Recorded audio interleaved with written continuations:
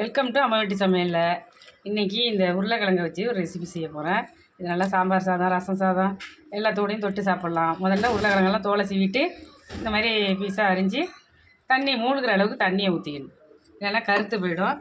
தண்ணி ஊற்றி வச்சுருக்கேன். இப்போ அதுக்கு இது மாதிரி மிளகா, சோம்பு, சீரகம், மல்லி, கடலைப்பருப்பு, கொஞ்சம் வெள்ளை எள்ளு, மிளகு எல்லாம் எடுத்துருக்கேன். இது ஒரு அடுப்பு பற்ற வச்சு ஒரு கடாய் வச்சு ஒன்று ஒன்றா வறுத்து எடுத்துக்கலாம். ஒன்று ஒன்றா சேர்த்து முதல்ல வறுத்துக்கலாம். ஒரு அரை ஸ்பூனு கடலைப்பருப்பு, ஒரு அரை ஸ்பூனு கடலைப்பருப்பு, ஒரு ஸ்பூனு மல்லி, கொஞ்சமாக மிளகு, ஒரு அரை ஸ்பூனு சோம்பு, காரத்துக்கு தகுந்தபடி காஞ்ச மிளகாய் எடுத்துக்கலாம். நான் ஒரு 5-6 காஞ்ச மிளகாய் எடுத்துருக்கேன். அடுப்பை லோ ஃப்ளேமில் வச்சு இதெல்லாம் வறுத்து எடுத்துக்கலாம். வெள்ளை உளுந்து ஒரு அரை ஸ்பூன், இதையும் சேர்த்து எல்லாத்தையும் இது போல் கலந்து விட்டு நல்லா ஒரு 2 நிமிஷம் வறுத்துக்கலாம். லாஸ்ட்டாக இதில் ஒரு அரை ஸ்பூனு எள்ளு, அரை ஸ்பூனு ஜீரகம், வெள்ளை எள்ளு சேர்த்துருக்காங்க. அடுப்பை லோ ஃப்ளேமில் வச்சு இதெல்லாம் சேர்த்து இன்னும் 1 நிமிஷம் கலந்து விட்டு ஆற வச்சுருவோம். நல்லா ஒரு ஈரம் இல்லாத மிக்சி ஜார் எடுத்து இந்த வதக்கி வச்ச பொருளெல்லாம் இந்த மாதிரி ஒரு பவுடராக அரைச்சி எடுத்துக்கலாம். அரைக்கும் போதே இது நல்ல ஒரு மணமாக இருக்கும். இந்த வெள்ளை எள்ளு, மல்லி, மிளகு, ஜீரகம்லாம். அடுப்பு வச்சு கடாய் வச்சு கொஞ்சமாக ஆயில் சேர்த்து அது கொஞ்சம் பொடிச்சா கட் பண்ணி வெங்காயத்தை சேர்த்துக்கலாம். ரொம்ப வதங்க வேண்டியதில்லை, ஒரு 2 நிமிஷம் வதக்கினா போதும். கட் பண்ணி வச்சுட்டு உருளைக்கிழங்கு சேர்த்துக்கிறேன். உருளைக்கிழங்கு சேர்த்துட்டேன். இதுக்கு தேவையான உப்பு சேர்த்துக்கிறேன். இன்னும் எதுவும் சேர்க்கலை.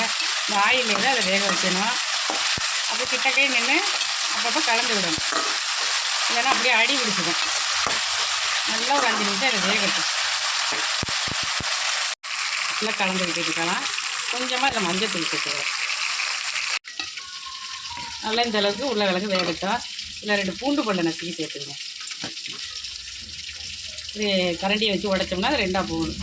2ஆக இது போல் மசிஞ்சு வரணும்.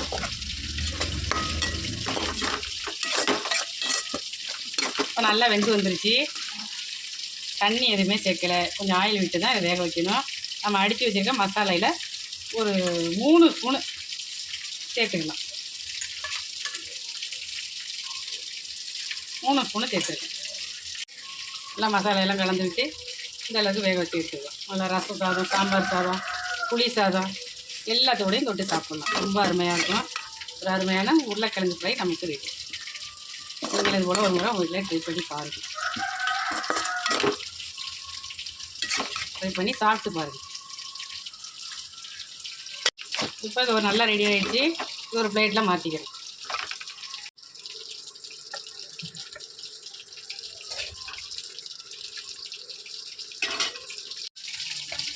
நல்லா சூப்பராக இருக்கும் சாப்பிட்றதுக்கு. லாஸ்ட்டாக இதில் கொஞ்சமாக மல்லித்தலை எடுத்து வைக்கலாம்.